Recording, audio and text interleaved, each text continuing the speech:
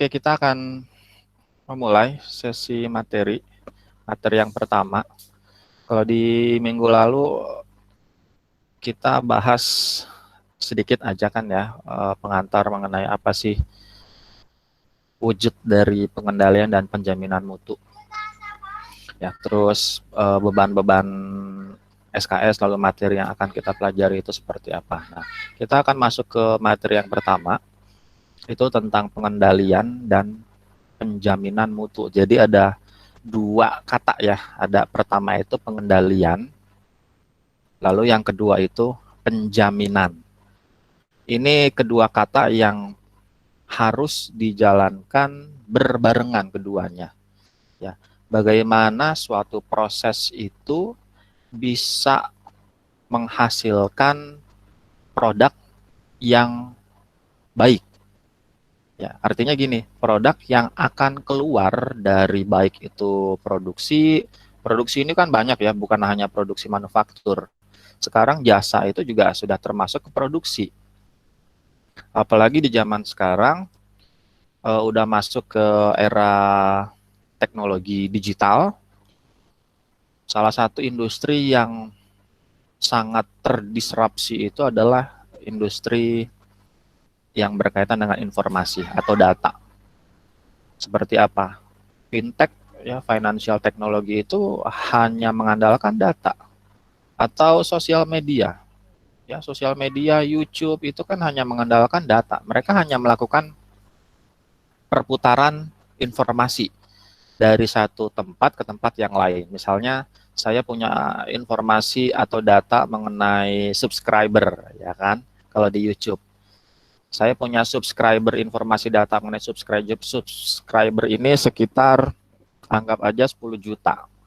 Lalu dari pihak industri lain, ada industri pariwisata atau industri makanan, mana nih yang mau menitipkan iklannya ke saya, di mana saya akan menawarkan iklan ini ke data customer yang saya punya. Ya, itu udah berkembang sekali itu sekarang. Jadi nggak hanya terbatas di industri manufaktur. Nah, tadi bagaimana suatu produk ini, produk akhir, kita bisa pastikan bahwa produk ini akan baik. Artinya kita bisa menjamin bahwa produk yang dihasilkan dari lintasan produksi, ya dari proses bisnis ini akan baik. Bagaimana caranya supaya kita bisa jamin? Maka harus kita kendalikan. Kalau di di peta kontrol itu kan ada batas kelas atas, ada batas kelas bawah. Ya. Di mana kedua layer ini, layer batas atas dan batas bawah ini, itu adalah cara kita mengendalikan suatu proses. Misalnya, contohnya ya, kalau di SPBU, bagaimana kita bisa menjamin bahwa pelayanan yang diberikan itu akan tetap sesuai standar.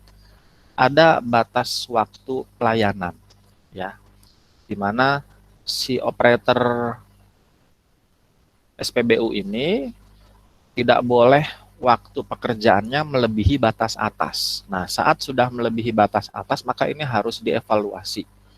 Ya, bisa dengan evaluasi beban kerja, bisa dengan evaluasi performance, ya KPI. Kenapa bisa terjadi? Kalau ternyata terjadi diakibatkan beban kerja, maka harus ada improvement di beban kerja. Nah, itu contoh cara mengendalikannya. Ya, bagaimana si operator ini akan tetap bekerja di rentang batas, ya, dia tidak boleh melebihi. Nah, itu contoh pengendalian. Jadi kita bisa jamin produk yang dihasilkan, keluaran itu akan jadi sangat baik sekali. Nah, pertama pengertiannya dulu, ya, sebetulnya apa sih yang dimaksud dengan mutu atau kualitas? Ya, kalau zaman dulu kualitas atau mutu itu lingkupnya sangat sempit sekali, ya, zaman dulu. Kalau orang bilang yang namanya produk bermutu itu ya produk yang mahal atau produk yang memiliki banyak sekali fungsi atau feature atau produk yang canggih. Itu zaman dulu. Nah, sekarang bergeser. Ada pergeseran pendapat, terus pergeseran kebutuhan dari customer menuju ke sesuatu kespesifikan. Nah, saya coba kita melipir dulu nih ke materi yang lain. Ya. Mana ya? Oh, kok hilang? Ya. Nah, ini dia. Ada yang namanya di dalam kualitas itu disebut dengan persepsi. Persepsi itu apa sih? Persepsi ya penerimaan kita, terus pendapat kita atau apa yang kita rasakan, yaitu kan suatu persepsi. Nah, ada yang disebut dengan persepsi dari kualitas. Saya mau coba nih bangkitkan kepekaannya, ya. Nah, ada pertanyaan begini, kalau dilihat dari dua produk ini ya, yang satu ini Ferrari, ini Lamborghini nih, ini Lamborghini, yang ini Avanza. Kira-kira dari dua produk ini, mana yang lebih berkualitas? Ada yang punya pendapat? Mana yang lebih berkualitas? Tergantung keperluan. Ya. Banyak orang pasti bilang Lamborghini, Pak. Nah, banyak yang pasti bilang kalau kualitas ya Lamborghini dong. Selain dari harganya, terus dari spesifikasinya, dari apanya ya itu kan mesin. Ada yang 6000 cc. Terus speed, kecepatan, akselerasi 100 km per jam dalam waktu 2 detik. Ya, nah itu pemikiran kualitas pada zaman dulu. Nah, sekarang udah mulai bergeser nih. Kita sudah mulai memikirkan bahwa kualitas itu adalah sesuatu produk atau sesuatu jasa yang fit terhadap kebutuhan kita. Ya, kalau suatu produk itu sudah dianggap fit, artinya fit itu adalah sesuai dengan apa yang kita inginkan, sesuai dengan kebutuhan kita, terus bisa mencukupi apa yang kita inginkan, nah produk itu sudah dianggap berkualitas. Nah, kalau saya ditanya, saya lebih milih mana nih, Lamborghini atau Avanza? Saya pasti bilangnya saya akan pilih Avanza. Ya, kenapa Avanza? Karena kebutuhan saya itu sesuai dengan apa yang ditawarkan oleh Avanza. Irit, wow, jangan ditanya ya, iritnya mah bukan main itu. Ya, bisa 1,16 ya, 1 liter untuk 16 kilo. Kalau Ferrari jangankan 1,5, 1,4 aja udah bisa kurang, 1 liter 4 kilo. Sekali ngegas liter, sekali ngegas liter. Mesin irit, terus kapasitas. Wah, ini karakter orang Indonesia nih. Kalau liburan biasanya bawa pasukan. Ya, bawa pasukan banyak. Bisa 1 RW dibawa di dalam 1 mobil. Kapasitasnya memenuhi apa yang saya butuhkan. Kalau sebelahnya Lamborghini maksimal 2 orang. Astaga. Jamnya mantep. Semoga tidak ada kendala nih di jaringan nih. Ya, ini apa namanya nih? Tadi kapasitas. Ya, saya punya anggota keluarga agak banyak. Jadi bayangin kalau liburan pakai Lamborghini apa rasanya? Nggak cukup. Kapasitas masuk, apa yang saya butuhkan. Terus dilihat dari kondisi jalan di Indonesia, di mana konturnya itu sangat luar biasa. Ya. Bukan hanya kalau di jalan-jalan raya tuh, bukan hanya lubang di jalan, udah jadi sumur ya. Ya, kita bayangin aja Lamborghini lewat jalanan rusak kayak begitu, banjir, apa yang akan terjadi tuh? Mikir kita pasti, aduh sayang banget ini dipakai nih. Ya.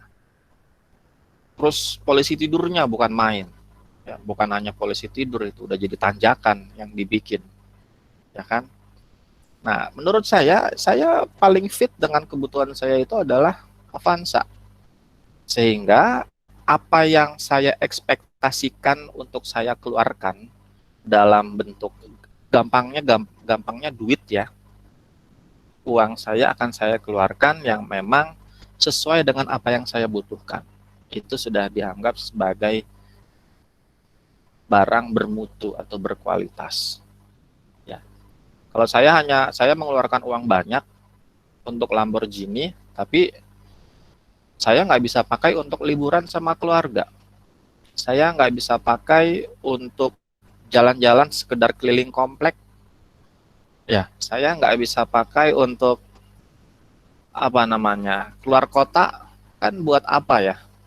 Buat apa? Akhirnya kan nggak kepakai apa yang uang yang saya keluarkan itu akhirnya tidak bermanfaat atau useless. Nah, kalau udah begitu artinya ini nggak fit terhadap kebutuhan kita. Ya. Itu alasannya sampai sekarang sampai sekarang ini menorehkan sejarah nih sebetulnya. Avanza itu adalah kisah sukses dunia otomotif di Indonesia. Itu betul-betul jadi kisah sukses sekali. Sampai sekarang nggak ada yang bisa menyaingi penjualannya Avanza. Nggak ada yang bisa. Ya, Avanza dan turunannya itu ada Avanza, Xenia itu kan sama sebetulnya. Livina, wah jauh. Atau Honda, aduh jauh. Nggak bisa ngelawan Avanza.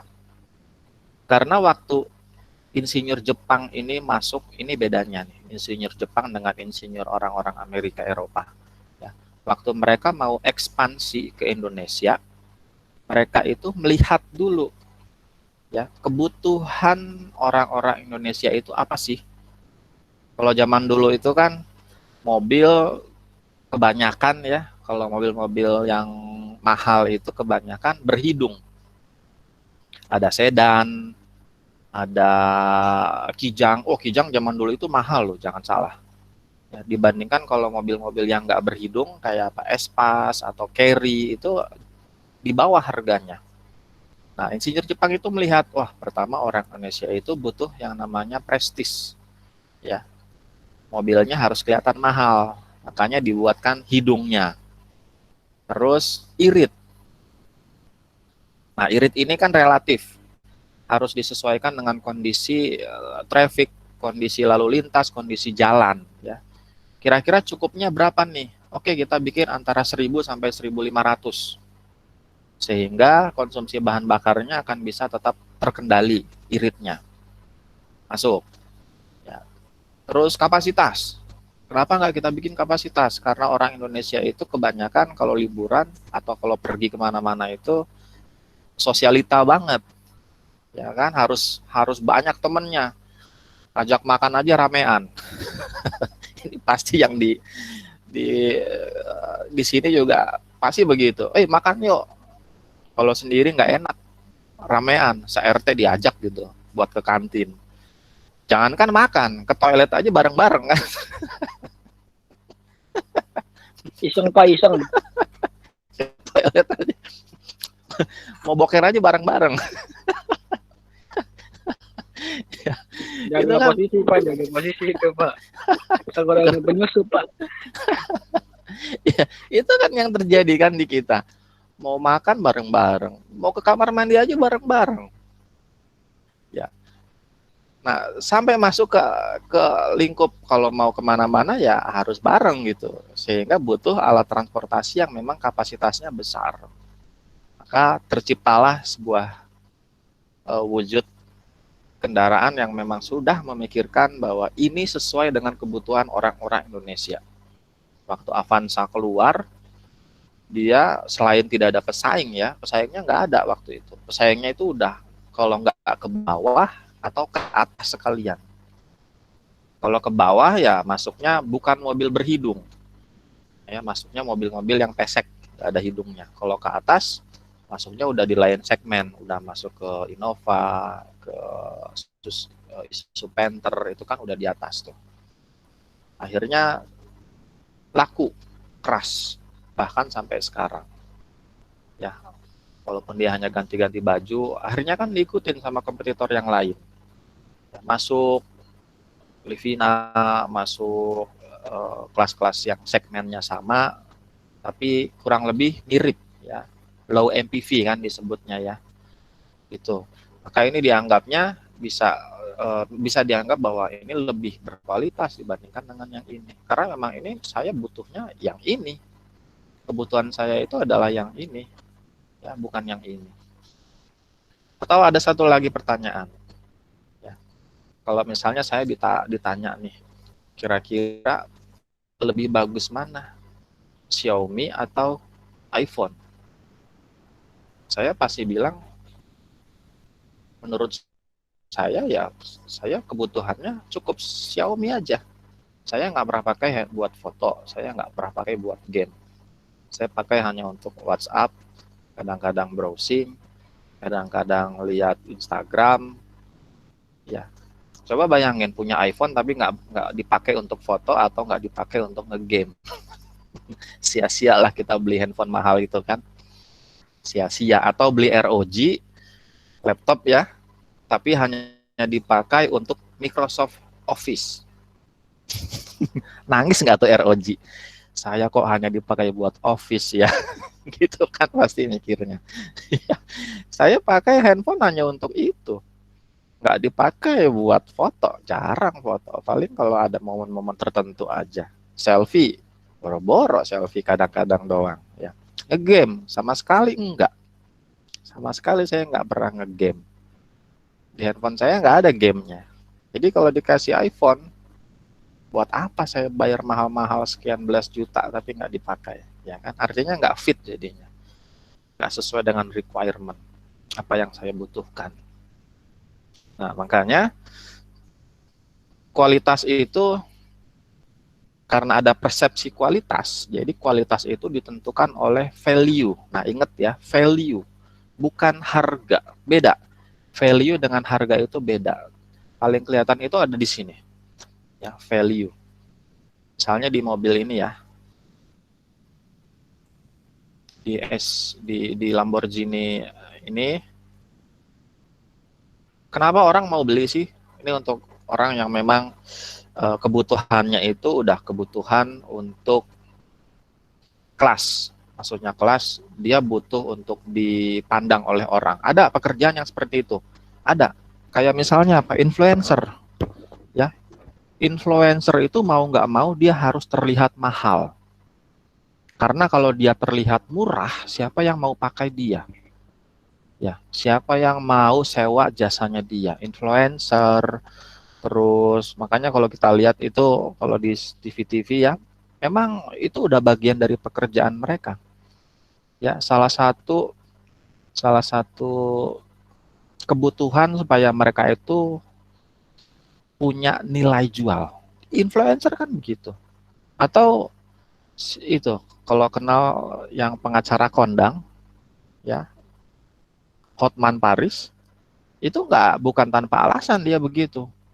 Ya, pamer-pamer mobil, terus pamer-pamer perhiasan, ya, diamond, berlian berapa karat gitu. Itu ada alasannya. Bukan tanpa alasan, dia butuh itu supaya klien dia yang dari luar negeri itu bisa menghargai bahwa ini orang sudah di kelas ini. Ya, belum tentu otaknya bagus, belum tentu. Belum tentu. Tapi setidak-tidaknya sudah ada standar bahwa oh, orang ini sudah ada di level ini. Dilihat dari penampilannya dan lain-lainnya. Gitu. Nah, itu yang ditawarkan itu adalah value-nya, bukan harganya. Contohnya dengan ini, kalau saya bilang ya value-nya yang paling paling fit dengan saya adalah ini, karena ini sesuai dengan kebutuhan saya.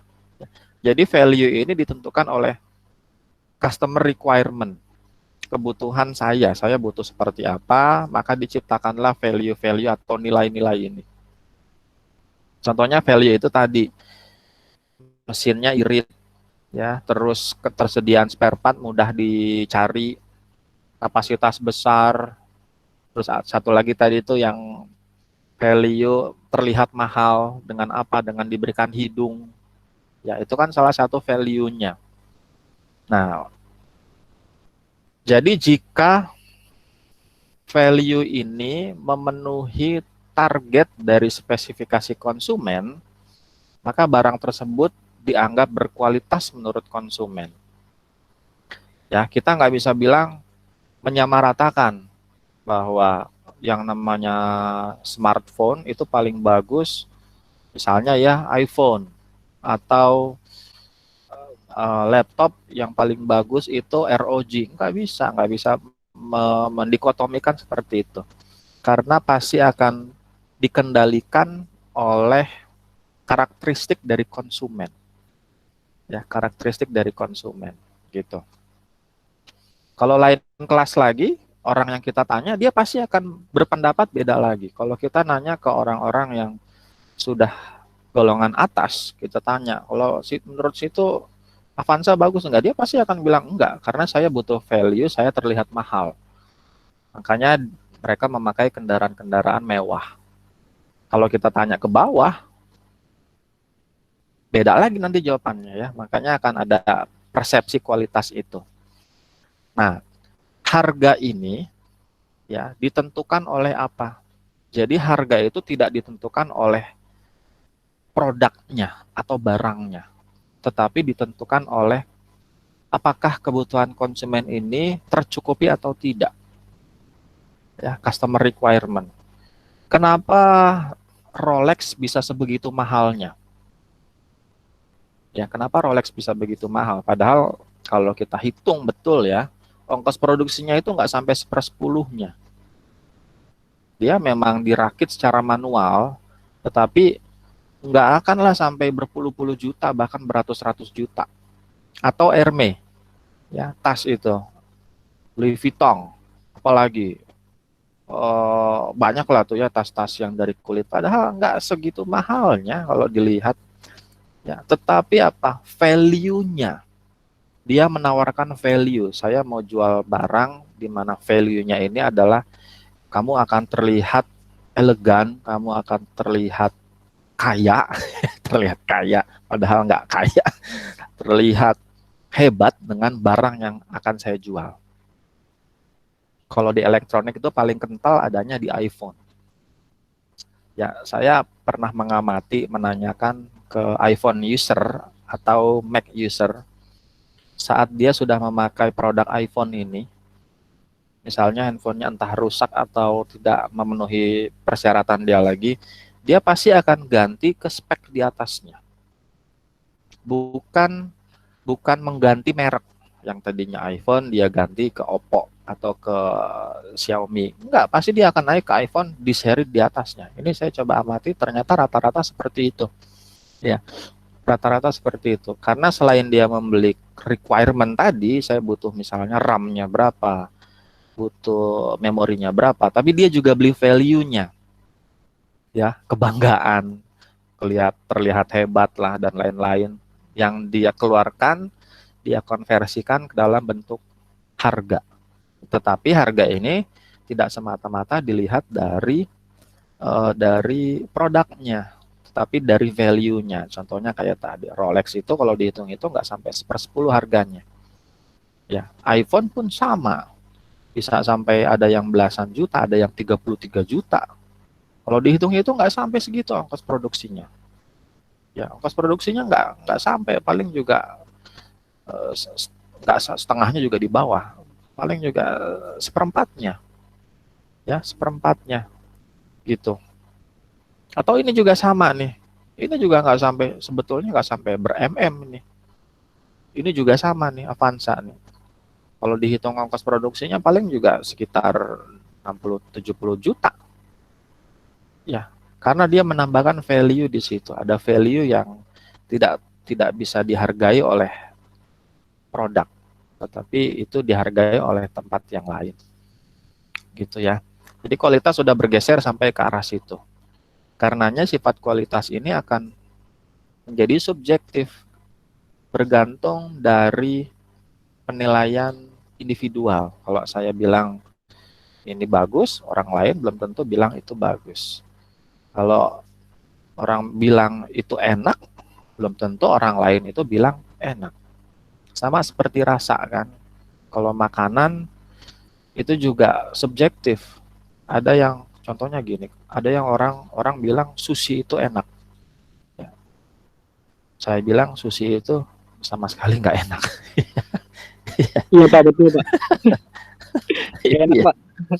saya Aneh. kalau makan sushi mau walaupun dikasih sushi yang mahal gitu ya. Ada di daerah Sudirman itu kalau sekali makan seorang bisa 1,5 juta.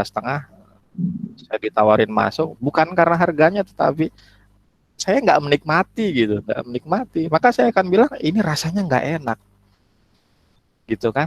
Atau ada yang bilang kopi Starbucks sama kopi sasetan enakan kopi saset. Karena ada apa? Ada value-nya. Value-nya itu apa? Ngobrol santai sama temen. Kalau di Starbucks apa sih yang bisa kita lakuin? WiFi saya jamin. Nggak ada yang ngobrol, sibuk dengan HP-nya, ya kan? Ada yang bilang begitu.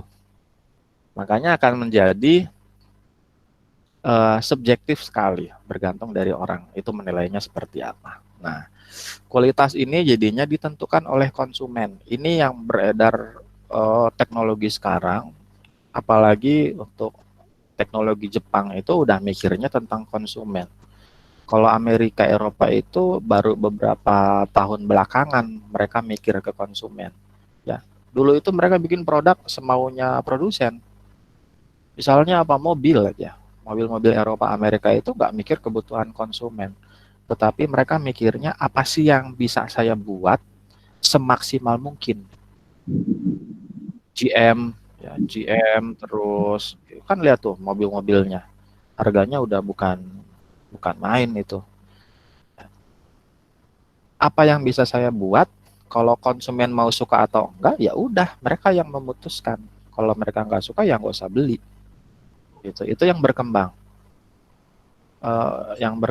di sekarang nih. Nah, tapi Eropa Amerika mulai mikir, saya kalau begini terus bisa-bisa saya ditinggal oleh pasar saya. Mereka akan lebih memilih pasar-pasar Asia, ya di Jepang, di Korea Selatan, apalagi Korea Selatan tuh. Ya, Korea Selatan itu udah bukan main teknologinya, ya banyak sekali. Nah, konsumen yang akan menentukan kualitas, tetapi produsen ini yang akan mengendalikan bagaimana produk ini diciptakan sesuai dengan kebutuhan mereka. Ya, pasti pernah dengar yang namanya voice of customer atau suara konsumen. Suara konsumen ya untuk itu. Ya, kita mau bikin produk, menurut kamu tuh gimana sih? Itu kan sering sering dengar pasti nih soft launching. Soft launching itu untuk menilai respon pasar. Ini hampir semua industri sudah melakukan seperti itu. Bahkan industri film itu sudah melakukan itu. Jadi bukan tanpa alasan tuh. Kalau pernah dengar industri film Hollywood, ada salah satu aktornya yang sengaja ngebocorin salah satu scene atau plot di filmnya. Ya, itu bukan tanpa alasan. Sebetulnya itu by skenario. Saya mau coba nih, keluarin dong sedikit scene yang kira-kira krusial ke pasar. Terus respon pasar terhadap film ini seperti apa? Ya, itu kan salah satu trik sebetulnya. Wah, pasarnya nggak seneng nih. Ya, berarti kita harus ada penyesuaian nih terhadap plot ceritanya. Itu dilakukan loh. Itu dilakukan. Tujuannya kan satu, bagaimana menghasilkan profitability sebesar-besarnya. Ya, menghasilkan keuntungan sebesar-besarnya. Bagaimana caranya biar profitnya besar, keuntungannya besar? Ya, produk ini harus disukai, dipakai, dan dibeli oleh banyak orang. Gitu. Ya, ini tentang persepsi dari uh, kualitas. Nah, saya mau balik lagi ke yang tadi. Lalu mana tadi? Masuk ke sini. Kopi dulu ah.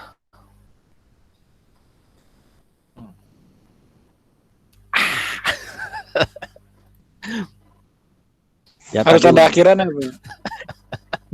harus ada akhirnya. Pas Kalau banget nggak ada, lagi hujan Pak. iya, iya kopi anget kan. Kalau nggak ada akhirnya tuh kurang mantap, kurang bermutu. Ya. Nah, tadi itu ada yang namanya perspektif mutu itu ya. Kita udah loncat sedikit sih. Tapi perspektif mutu udah masuk sebetulnya ke definisi mutu, pentingnya mutu, dimensi mutu, dan masuk ke poin 4 ini tuh. Itu udah masuk sebetulnya. Ya, definisi mutu apa? Jadinya ini sudah banyak dicetuskan oleh banyak orang, termasuk Bapak QC. Ini Bapak kualitas sedunia nih, sejuran. Saya ada bukunya, kurang lebih tebelnya ini berapa? Ada 1, 2, 3 rim. Ya kalau nembok orang tuh orang pasti pingsan aja. Bahkan bisa koma kali. Bukunya tebel banget tuh, juran. Dia bicara tentang kualitas. Ya, bicara tentang kualitas. Apa sih kualitas itu? Kesimpulannya menurut Juran, mutu itu adalah kecocokan penggunaan produk atau fitness for use. Jadi seberapa cocok sih produk ini dipakai oleh si pengguna ya, untuk memenuhi kebutuhan dan kepuasan. Nah, ada beda dua ya. Itu yang tadi saya bilang.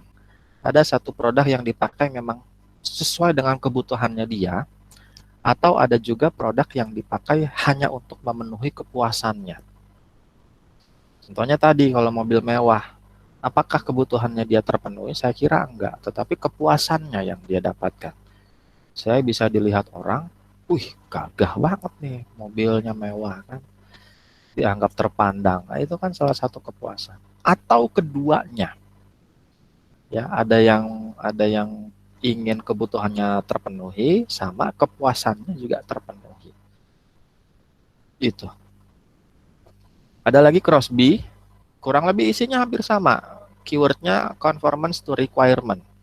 Conformance itu kesesuaian juga, sesuai dengan apa yang disyaratkan atau distandarkan. Ya, yang disyaratkan dan distandarkan ini berdasarkan apa? Berdasarkan suara konsumen, apa yang konsumen itu inginkan. Menurut Deming, kesesuaian juga, kesesuaian dengan kebutuhan pasar atau konsumen. Sama ya. Feigenbaum juga bilang sama, kepuasan pelanggan sepenuhnya atau full customer satisfaction. Ini dari sini muncul istilah-istilah voice of customer dan turunannya. Ya. Dan yang terakhir itu ASQ. ASQ itu American Society of Quality. Sama juga, memenuhi karakteristik produk dan feature yang memenuhi kepuasan dari pelanggan. Ya, sehingga semua istilah ini sebetulnya merujuk kepada apa yang tadi kita bahas. Kualitas itu harus mempertimbangkan conformance atau kesesuaian dari si penggunanya. Ya, sama halnya kalau saya dikasih misalnya motor Harley, terus sama yang anggap aja cc kecil apa ya, Vespa. Ya, Vespa kira-kira lebih sesuai mana nih? Kalau saya mau ke kampus bawa Harley bisa heboh tuh. Berisiknya kan bukan main kan. Saya nggak butuh. Cukup Vespa yang adem kalem, masuk kampus tenang gitu kan. Maka itu memenuhi syarat saya. Gitu. Ini definisi mutu. Menurut ISO ya sama aja. Ya sama aja. Ada ini kan tentang organisasinya, kondisi yang sehat untuk tujuan atau pemakaian ya. Atau ada lagi keselarasan dengan spesifikasi sama. Ya, kebebasan dari segala kekurangan, tetapi kekurangan ini yang bikin ini kan kekurangan adalah customer. Ya. Kalau customer menganggap ini udah nggak sesuai dengan keinginan saya nih, artinya ada kekurangan, maka produk itu bisa dianggap tidak bermutu menurut customer ini. Maka bisa ditambahkan dengan beberapa feature ya atau fungsi. Lalu ada lagi bicara tentang kepuasan pelanggan. Bagaimana cara kita bisa memenuhi kepuasan pelanggan? Apa yang mereka butuhkan kita sediakan. Apa yang mereka inginkan kita ciptakan. Ya, kita create. Nah, itu kepuasan pelanggan akan semakin optimal. di situ. Sehingga hampir semua industri itu, mau dari industri manufaktur atau non manufaktur ya, bisa jasa. Jasa itu ada lagi kayak jasa keuangan, ya, jasa pendidikan atau jasa apa, itu akan berfokusnya ke kualitas, karena kualitas yang akan mendrive. Jadi drive itu apa ya? Mengarahkan bagaimana suatu bisnis ini harus berjalan. Ya, gitu. Ya, ada lagi tadi sama ya, nilai pelanggan, kredibilitas. Nah, ada yang namanya kebanggaan memiliki. Kalau saya memakai produk ini, saya bangga nih. Ya, saya bangga. Nah, ada cerita dulu, ini kenapa ditempatkan di paling akhir. Sebetulnya ada alasannya, kebanggaan memiliki ini. Ya, zaman dulu itu eh, mungkin saya kurang begitu ngikutin kampanyenya apakah masih sampai sekarang. Apa namanya itu? Eh, Gojek, ya Gojek. Gojek itu saya dulu sempat amati, ya.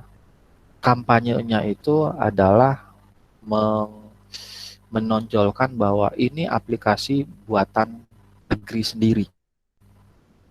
Ya, ini aplikasi buatan orang Indonesia. Nah, saya termasuk orang yang relatif tidak setuju dengan kampanye seperti itu.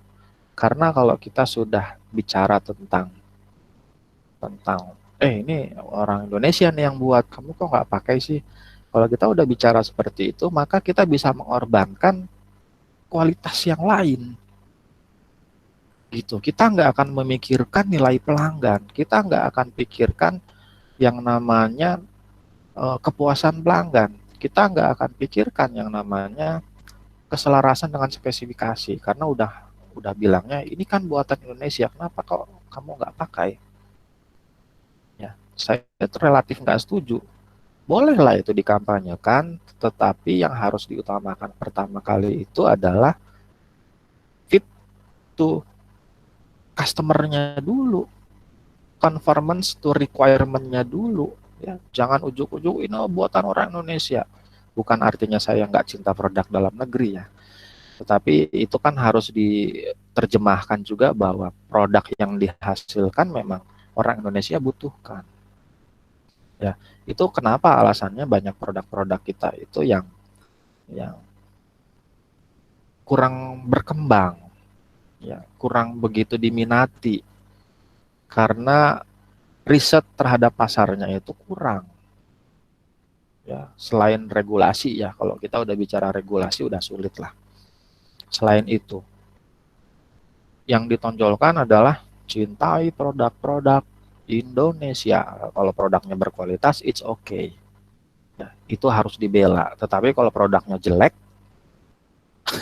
ancur-ancuran, terus kamu bilang, ini buatan orang sini nih, kamu kok nggak pakai? Ya, saya mau dibilang tidak nasionalis, saya mah bodoh amat. Ini produk apaan ini? Kamu jual produk ancur-ancuran begini, kan buat apa ya? Ujung-ujungnya pasti nggak akan laku. Gitu. Makanya ini tetap harus dimasukkan, tetapi jadi urutan paling akhir. Ya, saat kita sudah mengkampanyekan ini, kebanggaan memiliki, kita harus yakinkan dulu bahwa nilai mutu di atasnya itu sudah terpenuhi semua. Ya, jadi kita bilang ini produk Indonesia itu kita jadi bangga. Wih, ini produk Indonesia nih, kelebihannya ini, kamu bisa itu, bisa ini, bisa itu. Wah, kita kan jadi bangga. Ya, sama kayak Indomie itu. Kita punya proud sebetulnya dengan Indomie itu. Pasarnya udah bukan di Asia lagi. Di Afrika itu udah dianggap Indomie itu udah milik mereka. Di Eropa udah ada, di Amerika udah ada. Ya, pasarnya itu besar sekali. Kalau di Afrika udah bukan main lah. Mereka itu bisa 3 kali sehari makannya Indomie. Hanya Indomie itu yang tersedia di warung-warung.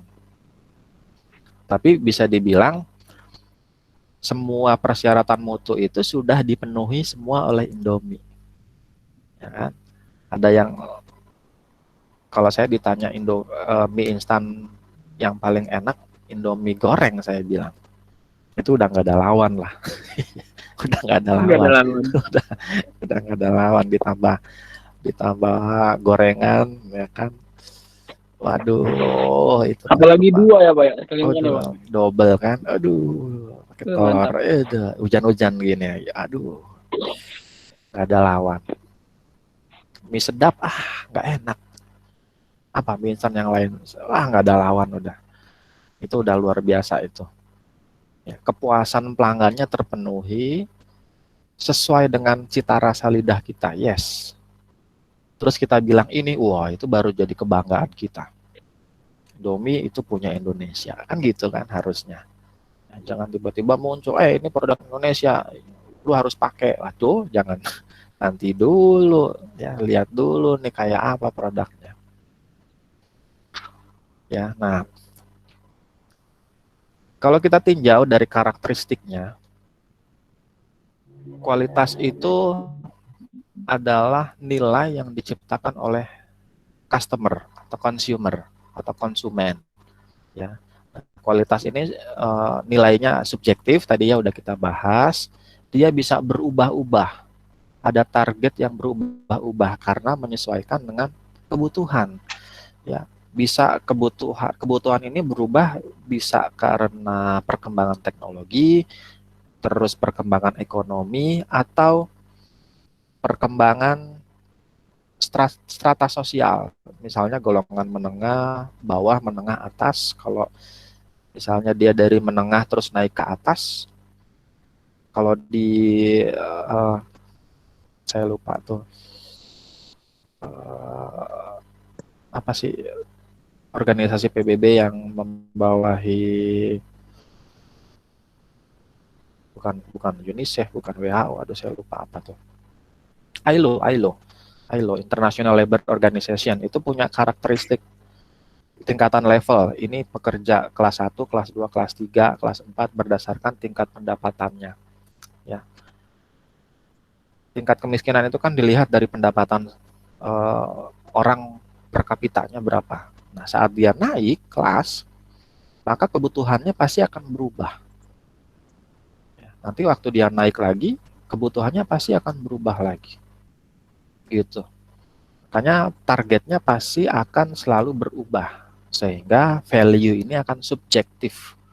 Melihat dari moving target ini. Yang kedua. Nah, kualitas itu bukan cost. Jadi tidak bisa dikotomikan, maksudnya disamakan bahwa yang namanya kualitas itu adalah cost. No, it's a different thing. Ya, tidak sama sekali. Ada beberapa produk yang harganya mahal tetapi tidak berkualitas, banyak. Atau dibalik, ada yang harganya murah tetapi sangat fit terhadap kebutuhan kita, banyak. Salah satunya kalau saya boleh berpendapat ya smartphone, saya cukup pakai model Xiaomi aja. Saya butuh hanya untuk WhatsApp, browsing sekali-kali, lihat Instagram, YouTube kalau lagi bosen, ya udah hanya itu. Dilihat dari cost, wah bukan main murahnya. Ya, paling hanya seharga 1 jutaan. Gitu. Ya, nah, ada lagi improvement untuk kualitas itu meningkatkan yang namanya produktivitas. Bagaimana kualitas ini bisa ditingkatkan, pasti produktivitasnya akan naik. Ya, nah improvement juga saat kita melakukan perbaikan, maka profit ini juga pasti akan berubah. Ya, yang tadinya anggapnya laku 100 unit, kita perbaiki, jadi lakunya 200 unit. Gitu, atau naik lagi 300 unit karena ada improvement. Ya, ini pasti profitnya akan naik. Ya, tetapi ada syaratnya. Kualitas ini bisa kita produce itu diproduksi, diciptakan dengan keterlibatan dari keseluruhan organisasi. Dari level paling bawah sampai level paling atas. Ini diatur secara jelas di ISO, Sistem Manajemen Mutu. Nanti kalau ada waktu saya coba loncat-loncat ya ke ISO. Jadi ada ISO. ISO itu syaratnya kualitas ini tercipta akibat keterlibatan seluruh individu yang ada di organisasi. Ya, gitu. Ini diciptakan sih sama, kalau ada, masih ingat ada bangunan kualitas ya, dimulai dari fondasi sampai yang paling atas, itu melibatkan semua orang. Ada empowerment. Empowerment itu bagaimana kita bisa memberdayakan seluruh orang yang ada di organisasi. Ya. Apapun jabatannya, posisinya, dia itu terlibat terhadap kualitas. Misalnya gini, office boy. Jangan salah loh, office boy itu juga berhubungan dengan kualitas. Kalau pekerjaannya misalnya sudah tidak perform, artinya gini, biasanya di jam-jam 11, jam 12, jam 1, jam 2 tuh mulai ngantuk ya. Mulai ngantuk. Itu kan artinya kita udah nggak perform terhadap pekerjaan. Ada office boy ini yang salah satu tugasnya itu menyediakan kebutuhan sekunder, kopi, teh. Dia beli, dia siapin, terus dikasih ya ke orang-orang. Terus orang yang dikasih itu jadi seger lagi, jadi perform lagi, itu kan berkaitan dengan kualitas.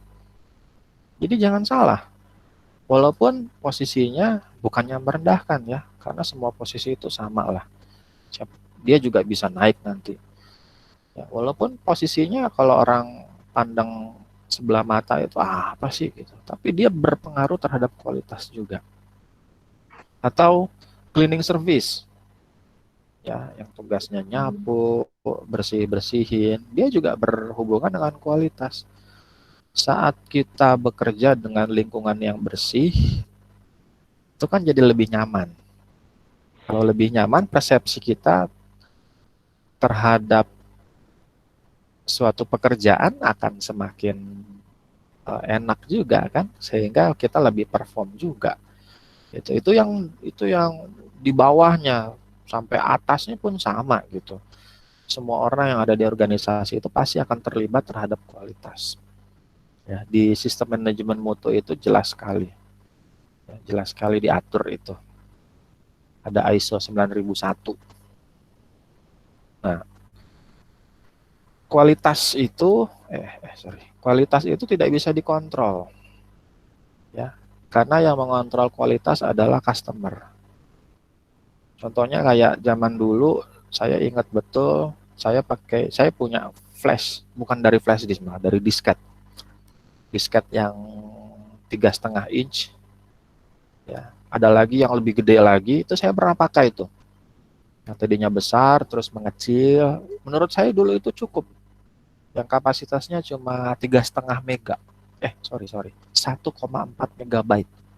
Satu disket. Satu disket itu 1,4 megabyte. Terus beranjak kuliah, di mana kita harus menyimpan banyak file, kok nggak cukup ya? Muncul flash disk. Flash disk itu pertama kali paling ada yang ukurannya 128 megabyte. Megabyte. 128. Saya punya tuh 128. Terus ada yang 256 megabyte. Paling gede itu 1 giga. Kebutuhannya naik lagi.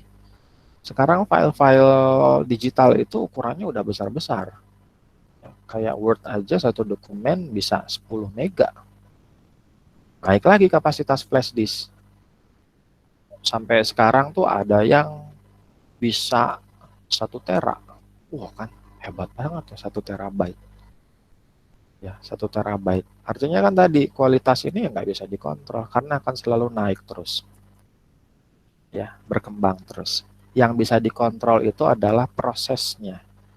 Kalau di situ ada proses untuk menciptakan rekayasa nilai untuk produk, maka prosesnya ini yang kita develop, kita kembangkan, kita improve supaya prosesnya menjadi sesuai dengan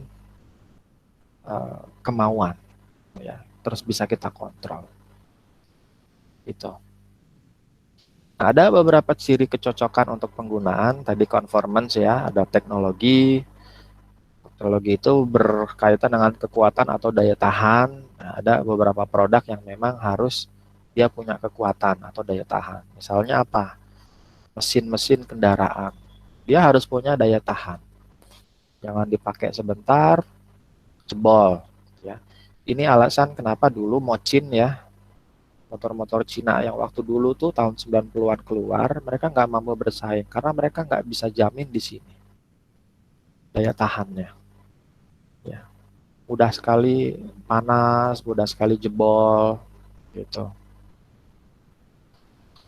Ada lagi psikologis. Psikologis ini berkaitan dengan citra rasa atau status. Tadi saat memakai produk ini saya merasa dihargai. Pakai Rolex gitu, wah langsung dianggap, wah kamu hebat ya, udah sukses nih. Gitu. Orang sekarang kan bilangnya gitu. Terus apalah, pokoknya bisa dianggap sukses tuh dilihat dari nilai suatu barang atau status strata sosialnya di mana. Ya. Terus kehandalan. Ya, kehandalannya bagaimana? Dia handal nggak? Dia reliable nggak? Ya, produknya. Ada lagi kontraktual ini berkaitan dengan assurance. Adanya jaminan. Misalnya apa? Jaminan pasca apa? Waktu kita sudah jual, garansi. Ya, garansi. Ada nggak garansi produk ini? Ya,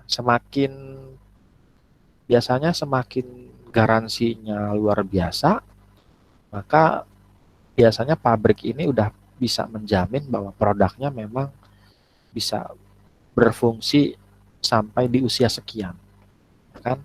Kalau kendaraan itu ada yang sampai 5 tahun garansi mesin, atau ada elektronik yang garansinya sampai seumur hidup itu ada, ya ada dijamin sampai segitu. Dan itu ada hitung-hitungannya. Ya, dia harus bisa menilai kondisi ini tadi, kondisi proses ini yang dia kontrol itu apakah memang stabil, atau ini grafiknya naik turun. Ya, itu akan terlihat di situ. Kok ini. Satu lagi itu ada etika. Nah, ini berkaitan dengan kalau jasa ya, yang menawarkan jasanya ya harus sopan, ramah, jujur, ya.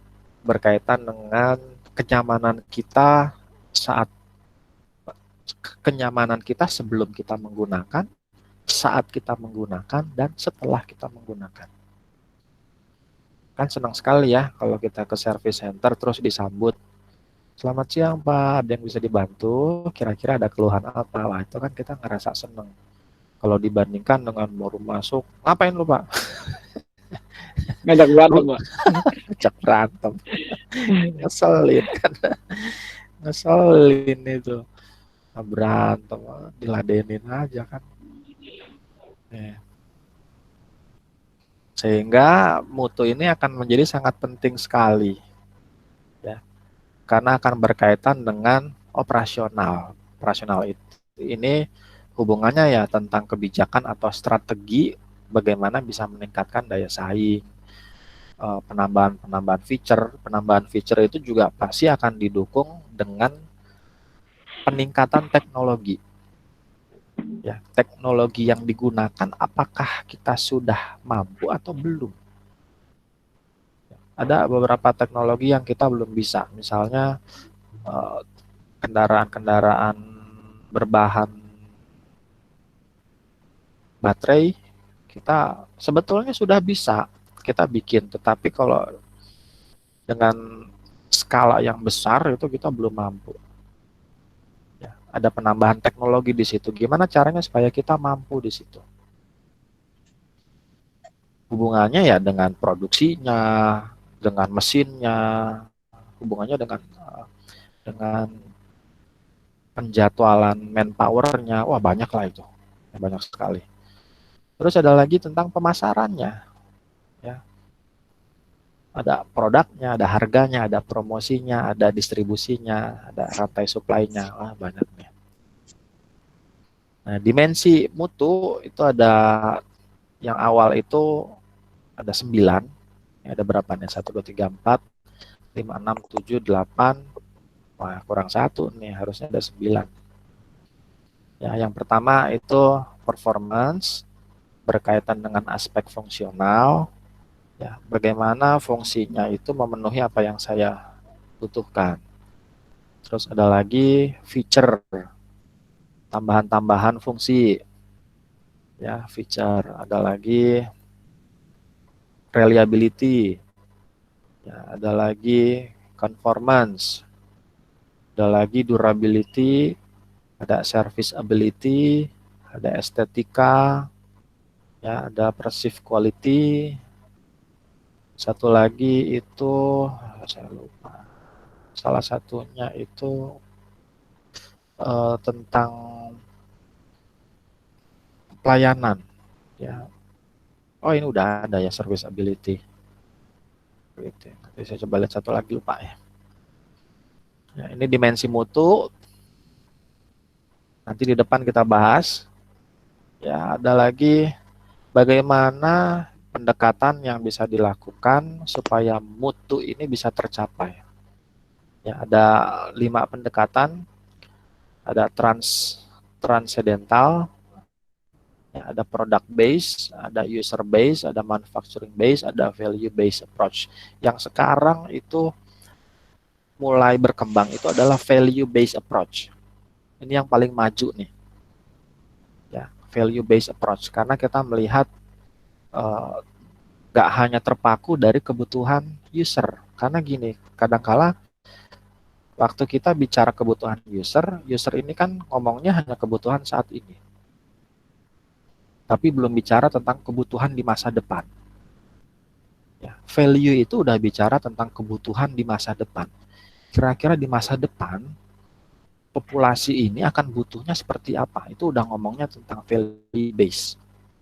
Ya, SpaceX itu udah ngomongin tentang value base. Ya, bagaimana kalau orang-orang di masa depan itu wisatanya bukan lagi wisata ke luar negeri, wisata ke alam, wisata ke perkotaan, tetapi udah mikirnya wisata keluar angkasa. Itu kan udah bicaranya udah masa depan ya. Atau orang kalau di depan itu udah pengennya kendaraannya bisa otonomus, bisa jalan sendiri.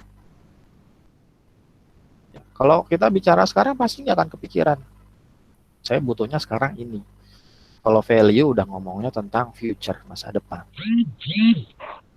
Gitu. Nanti saya coba bahas satu-satu ya. Nih, waktunya kan nggak cukup nih. Saya nggak lama kok. Ada beberapa manfaat dan ini beberapa turunannya. Manfaatnya ya bagaimana kita bisa menurunkan biaya, meningkatkan penjualan, meningkatkan kesetiaan pelanggan, meningkatkan daya saing, meningkatkan profitabilitas. Kalau ini semua tercapai, maka tujuan atau manfaat yang paling kita utamakan, ya kita bikin pabrik, kita bikin produk itu pasti ingin punya profit. Ya, pasti, nggak mungkin nggak. Tidak ada pabrik yang tidak menginginkan profit. Kalau bikin pabrik nggak ada profit, mah itu beramal. Jangan bikin pabrik, bikin yayasan. Malah sekarang aja yayasan udah mikirnya duit. Ya kan? Mikirnya udah duit yayasan. Ya, termasuk yayasan-yayasan pendidikan. Udah mikirnya duit. Padahal harusnya nggak boleh. Ya, udah jadinya bukan yayasan, udah PT. Itu pasti ujungnya profitabilitas. Ini. Terus ada lagi turunannya memperbaiki daya responsif, mempersingkat daur pengembangan produk, ya, memperbaiki pilihan alat perlengkapan. Ya, ini terkait dengan ada spesifikasi produk. Di bawahnya itu bagaimana proses untuk menciptakan produk ini dilakukan dengan benar. Ya, ada sistem kerjanya diimprove, terus sistem produksinya dibenahi, layoutnya diperbaiki, ya. Nah, ini berkaitan dengan itu. Turunannya lagi, ini masuk ke operatornya. Bagaimana produk ini dilakukan benar semenjak produk itu diciptakan di langkah pertama. Ya, contohnya kayak kalau kita mau bikin masakan yang enak, kalau kita lihat chef-chef terkenal ya, yang memang udah mahir, mereka itu punya urutan pengerjaan. Nah, ternyata dari urutan pengerjaan itu akan mempengaruhi cita rasa. Ya. Pertama kali itu harus diapain? Kadang-kala saya kalau masak, apalagi kalau udah naik gunung tuh, di atas gunung udah nggak mikir urutan, yang penting blas blas blas blas blas blas, sayur masuk blas, bumbu masuk blas gitu. Yang penting dimasak aja udah Pak. Yang penting dimasak aja. Bodoh amat dengan urutan. Ya kan? Ternyata itu salah. Kalau kita mau bikin rasanya enak, harus ada urutannya. Harus dibumbui dulu, dimarinate dulu, nggak main masuk masuk masuk, goreng goreng, bakar bakar, jadi gitu. Ternyata harus dikerjakan dengan benar semenjak produk itu dikerjakan pertama kali.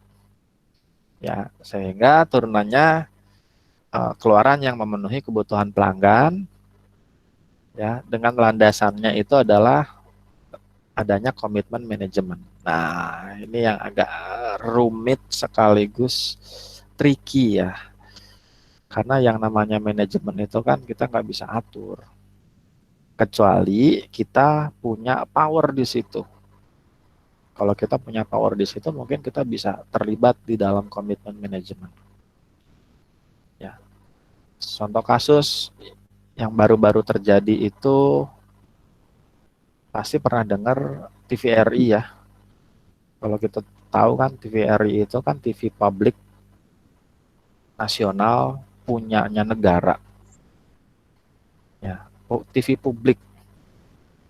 Nah, di beberapa negara TV publik itu tingkat penontonnya paling tinggi di antara TV swasta yang lain. Kayak di Korea itu punya KBS, itu mengalahkan TV-TV yang lain. Di Jepang ada NBC, itu mengalahkan TV-TV swasta. Tetapi hanya di Indonesia ini TV nasional ditinggalkan. Kenapa?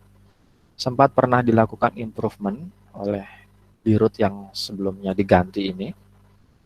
Ada perbaikan.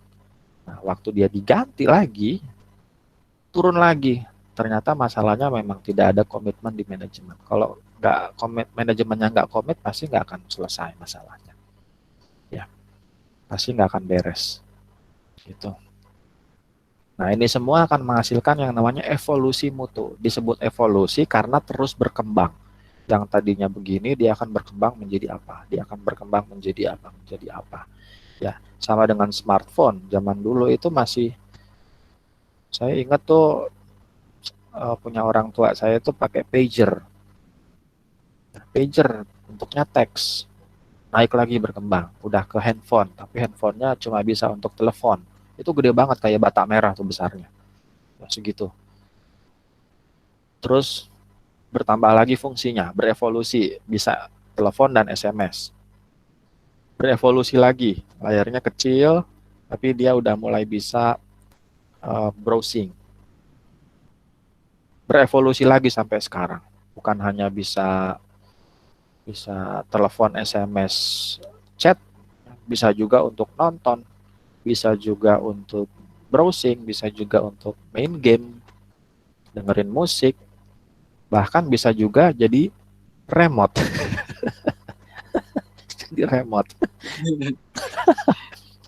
Kalau remote, kalau remote hilang nggak perlu mikir sekarang. Handphonenya bisa jadi remote. Itu kan evolusi ya. Ada HP Pak, ada HP. Ada HP, iya, berkembang. Yang dulu begini sekarang jadi begini. Itu ya akan menghasilkan suatu evolusi mutu. Nah, ini sejarah singkat aja deh. Pertama kali di tahun 1930 mutu itu hanya didasarkan atas inspeksi. Jadi ada stasiun inspeksinya. Ya, di 40 sampai 50 ini ada pengendalian untuk kualitas. Ya, di 51 sampai 54 itu ada statistiknya. Jadi kita nggak perlulah ngambil pengecekan itu seluruh populasi. Cukup pakai sampel aja dengan statistik. Itu dibilangnya sampling gitu kan. Terus ada lagi berkembang 60 sampai 70 itu masuk lagi tentang quality assurance. Ya, jaminan mutu. Produk ini bisa bermutu tidak hanya dilihat dari waktu produknya dikerjakan, tetapi saat produk ini dipersiapkan juga. Ya, mempersiapkan orangnya, mempersiapkan sistemnya, mempersiapkan mesinnya, mempersiapkan materialnya. Ini masuk ke quality assurance. Di 80 sampai sekarang baru masuk ke TQM. Ini gabungan dari semuanya. Ya, gabungan dari semuanya. Nah, makanya kita sebut mata kuliah ini kan apa namanya? Pengendalian dan penjaminan. Jadi waktu dikerjakan di proses operasinya dikendalikan, terus ada penjaminannya, quality assurance-nya. Ya. Ini tadi ya ada quality inspection itu karakteristiknya ya diperiksa kalau bisa 100% diperiksa produknya. Wah, ini capek sekali. Nah, quality control hanya melihat dari standar-standarnya. Ya, kalau minuman itu ada standar atas, standar bawah, teh botol gitu ya. Sejauh mana produk ini masih sesuai dengan spesifikasi standar. Dia nggak boleh kurang dari berapa mili atau nggak boleh lebih dari berapa mili. Jadi ada garisnya, garis airnya itu ada di mana. Itu kan jadi standar. Ya. Ada lagi kalau terjadi penyimpangan maka dilakukan correction. Ini quality masuk ke statistik. Udah nggak usah 100% deh diperiksanya, cukup pakai sampling aja. Ya kalau batching lebih enak sampling nih. Kalau produksinya batching, cukup ambil beberapa sampel, diuji bisa di lab, bisa di tempat pengujian sesuai standar nggak. Kalau tidak sesuai standar, maka batch ini harus dikerjakan ulang atau diperiksa 100% gitu. Ya, itu masuk. Lalu yang masuk lagi tentang penjaminan mutu. Bagaimana sistem manajemen mutu ini bisa efektif. Yang tadi tuh, jadi sistemnya disiapkan, manusianya disiapkan, materialnya disiapkan, jam kerjanya disiapkan, gitu. Ya, masuk ke dalam sistem manajemen mutu yang memang efektif untuk mengerjakan produk itu. Gitu. Nah, yang terus sekarang berkembang ini adalah TQM-nya, integrasi dari keseluruhan yang tadi semua, yang gabungan. Kita pakai statistiknya, kita pakai QC-nya, kita pakai QA-nya, ya, quality assurance-nya. Nah, masuk ke dalam satu,